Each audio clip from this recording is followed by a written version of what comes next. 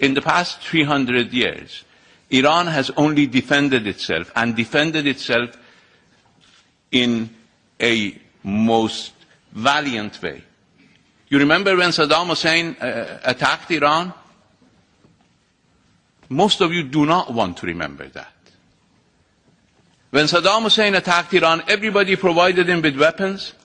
Nobody even provided Iran with the means of defense. And you ask us why we develop our missiles? How do we defend ourselves? What are the means that are left for Iran to defend itself? And Resolution 1929, my friend, is defunct today. It's not operative anymore.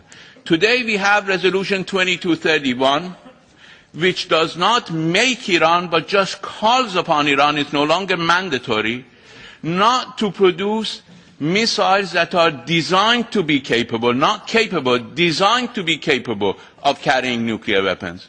We do not have nuclear warheads, so we are not designing anything to carry nuclear warheads that we do not have.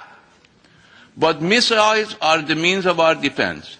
If you're concerned about military expenditures, go talk to your governments not to sell so much military hardware to our region. $130 billion worth of military hardware is being sold to the Persian Gulf region alone.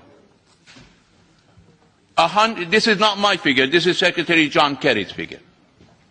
And the highest estimate of Iranian military expenditure is $15 billion. And we have a population of all those countries combined together. We have armed forces which exceeds their armed forces combined together, but we spend the 10th of their military expenditure. We are entitled to our defense within the norms of international law.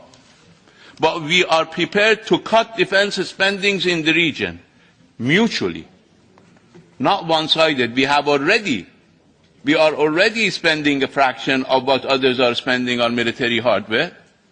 So if missiles are the means of our defense, we're not targeting anybody. We're targeting anybody who attacks us, so that they won't attack us. Because we were attacked and everybody stayed quiet. We were bombarded with chemical weapons and everybody kept their mouths shut for 8 years. Maybe you want to forget it. We can't. We can't forget it in Iran. We can't forget the fact that I went to the President of the Security Council. This is a personal experience. I went to the President of the Security Council in 1986 and told him, Mr. President, Iran is being bombarded with chemical weapons, and he said, I can't listen to you.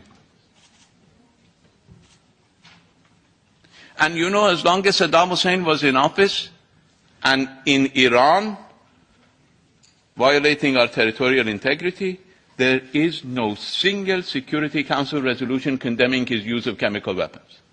The first Security Council resolution on Saddam's use of chemical weapons was issued after the end of our war.